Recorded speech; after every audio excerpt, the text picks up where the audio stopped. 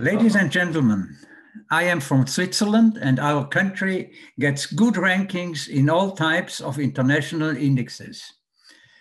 What is the secret of this success? We are ready to learn, ready to work, ready to save money, and ready to defend ourselves. But we share this readiness with a lot of other countries all over the world. Success is always based on skill and luck. And I am convinced that my country's wealth and high standard of living are not exclusively or even mainly the result of unique talents and endeavors.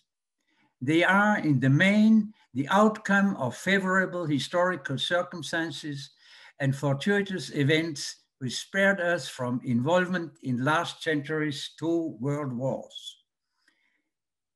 South Korea has also a very specific and unique historical situation, and I do hope that an exchange of successful experiences can be helpful for both sides. One of the roots of our success is the fact that the political and fiscal centralization went on slowlier than in other countries. So we went slowlier in the wrong direction. Sometimes this is better than to play the role of a pioneer in the experiment of big errors and failures.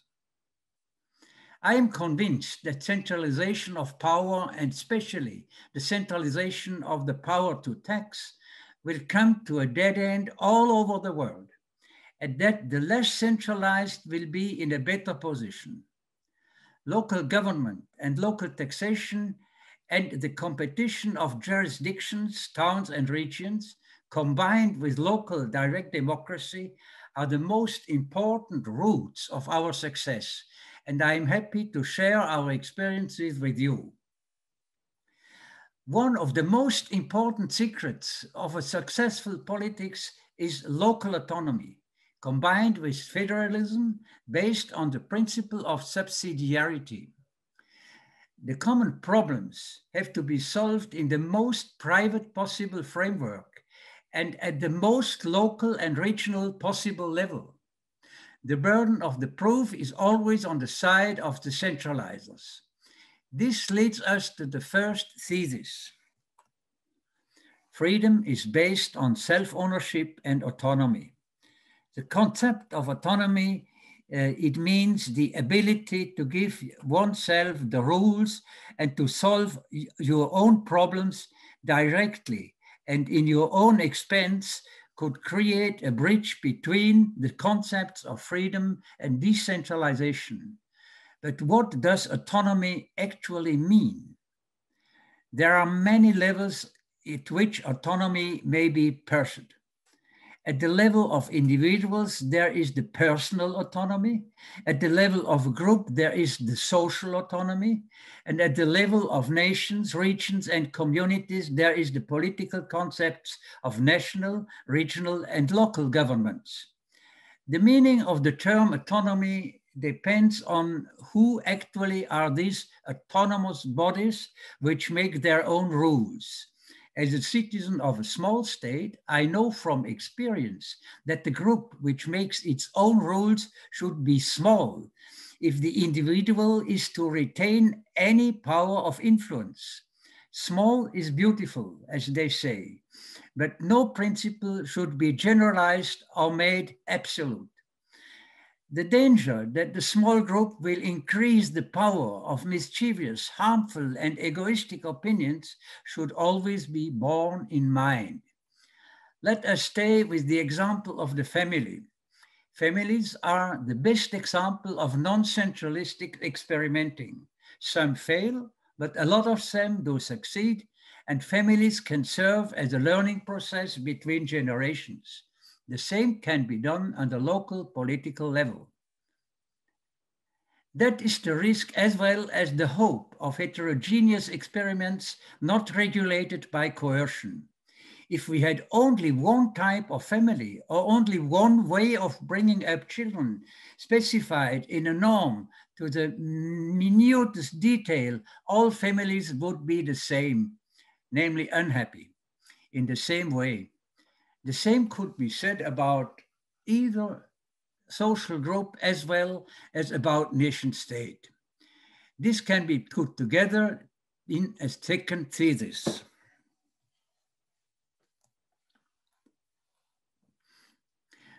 Non-centralization means pluralism, diversity, and the possibility of choice. It brings opportunities as well as risks. He who wants to get away with the risks destroys the chances in the process and brings about a general worsening of well-being in comparison with the starting point. As all other principles, also this one has its own limits. Too small systems can be inefficient and dangerous. Too small may be not beautiful at all. A big has always the opportunity to combine the advantages of being big and powerful with the advantage of competing smaller communities. But as a rule, the powerful and big have no more challenge to learn and to adapt the new situations by innovations. This leads us directly to the thesis number 3. The small is beautiful principle must be combined with that of competition of small, transparent, and open units so that the danger of extreme solutions is minimized. This all sounds quite theoretical, but I shall provide enough empirical evidence in the following remarks. Allow me only a small terminological side note. I do not like the term decentralization. It implies that one centralizes first to be able to decentralize afterwards. It is the same as making the error first in order to be able to correct it afterwards. The best way is a complete demise of all unnecessary centralization. This often is, however, only rarely to be found. The reality is that we have to start with over-centralized structures all over the world. Your country has been cut in pieces. This is a tragedy, but also a chance for new beginning and experiments.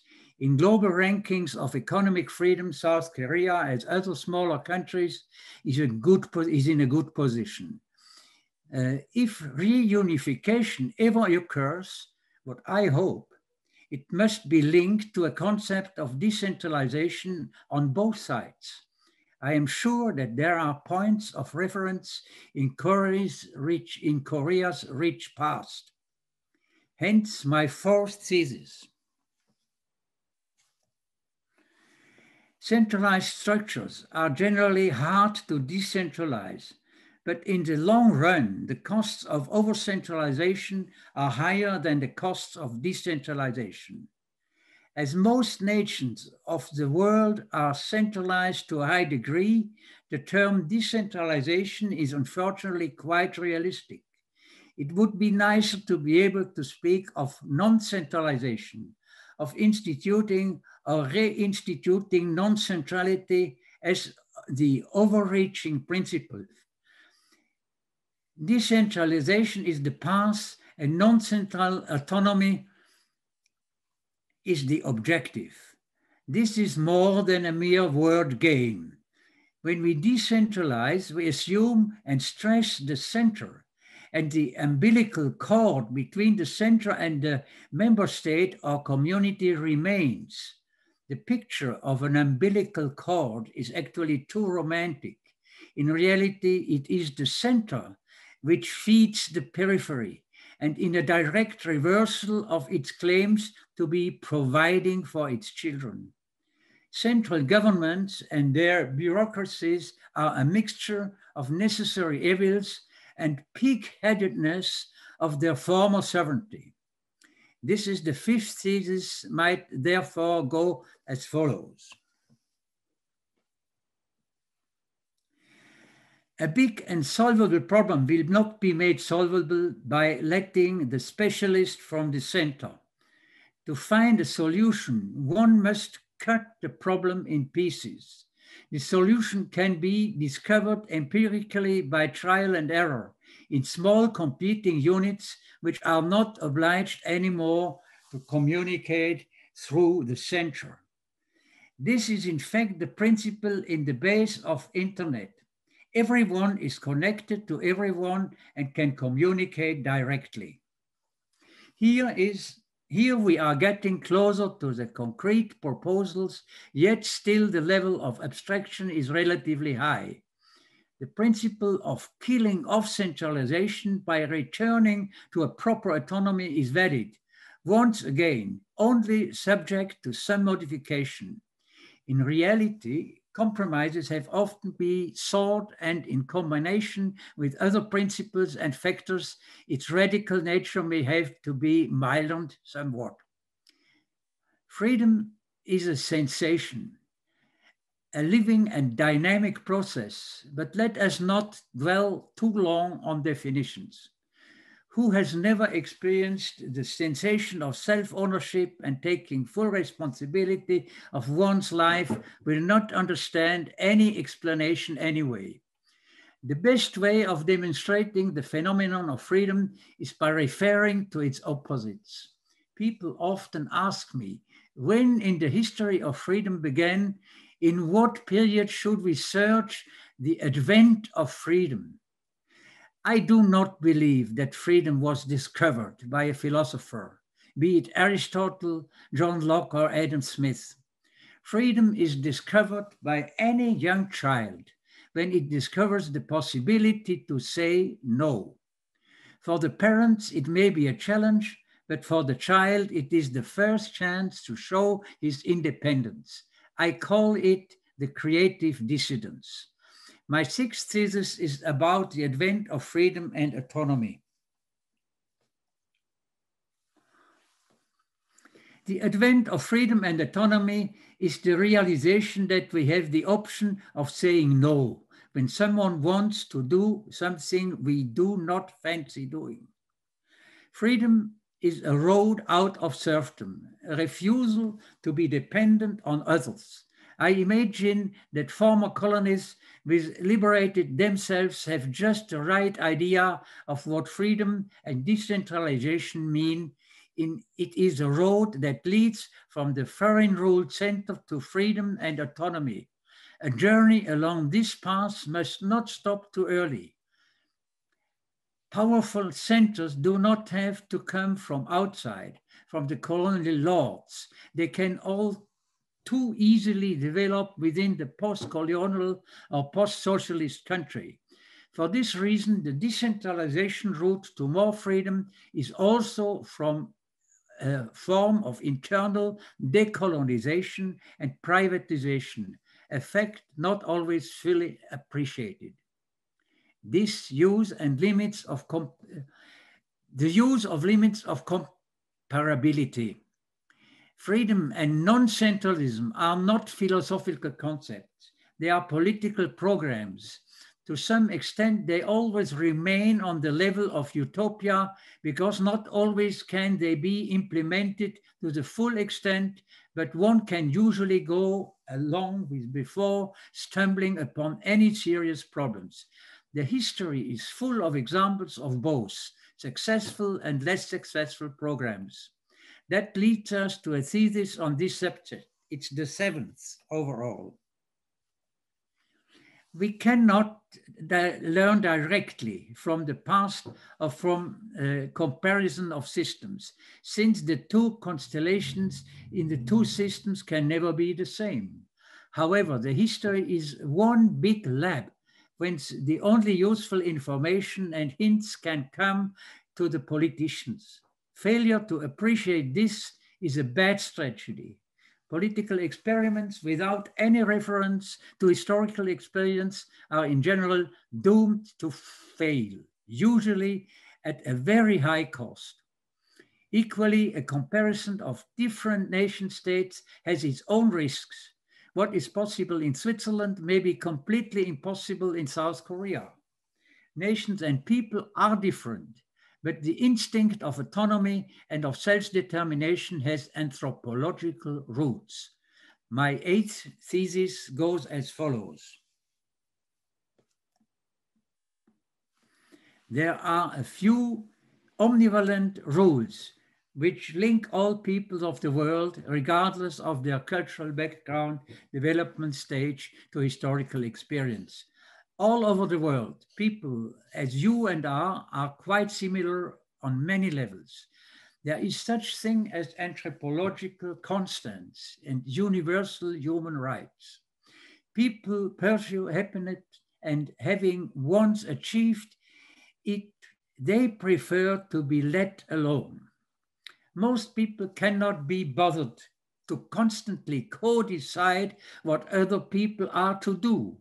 They are quite content in if they are allowed to do what they want. Hence my ninth thesis. Being able to decide over oneself is more important than co-deciding over others. Most people want to mind their own business without others intruding in.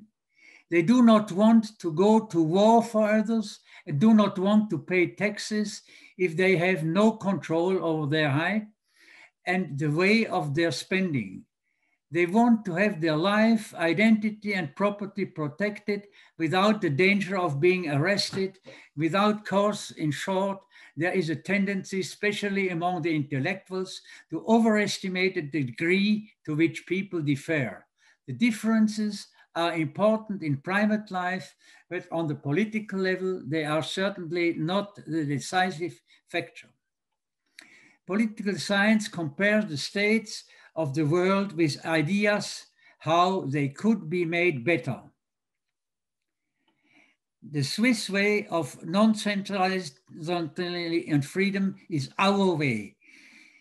Switzerland started as a successful secession from the Habsburg dynasty in the 13th century. Swiss peasants and shepherds realized that they can only keep their independence if they create a political union based on mutually agreed terms and rules which set out mutual rights and obligations. This is the foundation of all states. Freedom is limited somewhat in order to protect the independence by a sensible centralization of legal force, by an introduction of a government with limited power. Thesis number 10. Political science recognizes four main barriers against the advance of etatization and centralization. First, rule of law, which guarantees its citizens' rights of freedom against the intrusive state. Second, separation of power, which constrains the state power. Third, decentralization of political power into smaller competing units. Fourth, subsidiarity principle, whose effect is to weaken the blind belief in the benevolence of a central government. All the four mentioned barriers are effective only to a limited extent. Thesis 11. A completely reliable and completely effective barrier against the growth of state power and centralization has never been discovered anywhere. Switzerland has proved relatively immune against the law of growing state and fiscal power and centralization. We have always been quite slow, but one can never go slow enough in the wrong direction. The secret of this slow pace was never on a high level of intelligence of the citizens or even of the government's representatives. The secret was in the high degree of non-centrality of our system. Every canton had traditionally a high degree of autonomy. For over 500 years, we had been those union of states along confederative lines. And only in the last 150 years, we have been a United States along the lines of the United States of America. But even today, we are accustomed to a division of powers to the benefit of the communities and the cantons, the members of the federation. A third of all direct taxation stays with the communities, a third goes to the cantons, and only a third passes to the federal state. It is taxed citizens who decide directly by a majority voting on the level of taxes. all powers that are not explicitly passed to the federal state stay automatically in the regional and local level.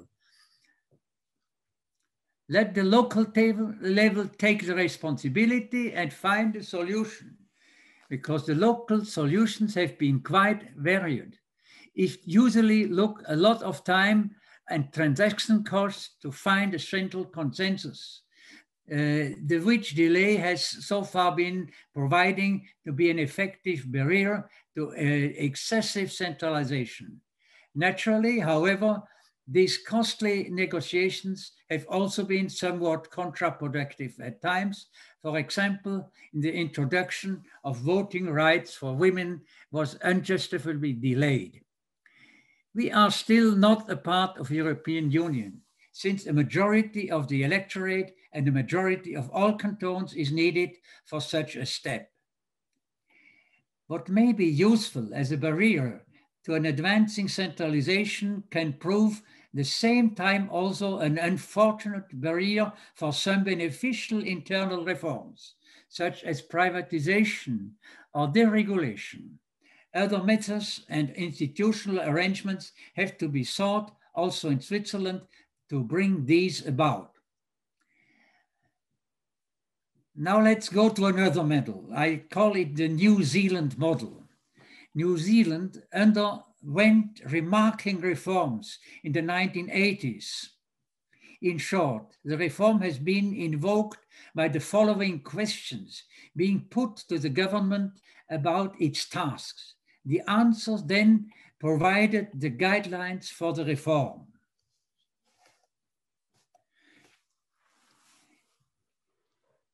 This is my thesis 12. First question, is it still necessary? Second question, if yes, should it still be done by the government? Third question, if yes, should it be paid by the taxpayer or by the user? Having asked these questions, it was possible to reform a centralistic system which was very close to bankruptcy. The reforms are still taking place and have not been free of setbacks. Overall, however, one can confidently speak of a success story. This observation leads me to the 13th thesis, which also summarizes what has been said so far. Thesis 13, reinventing subsidiarity. The principle of subsidiarity should become a principle that leads to more decentralization. Any higher jurisdiction should give up its competence, powers, responsibility, and give it back to the smaller jurisdictions closer to the root of the problem. Thesis 14. Non-central structures allow for learning processes and prevent general large-scale errors. The system must be open and transparent with plenty of room for the competitive forces. Centralized structures may be more efficient for execution of reforms, but they have a tendency to stiffen up after each reform, thus losing the vital flexibility. Number 15, in a sentence, deep and extensive reforms need centralistic structures. Small but lasting learning processes need competing decentralized structures. Thesis 16, last thesis, only he who has arrived at the right mixture of the two can say that he has found the right route towards freedom and non-centralism. May this route be our common aim. Thank you.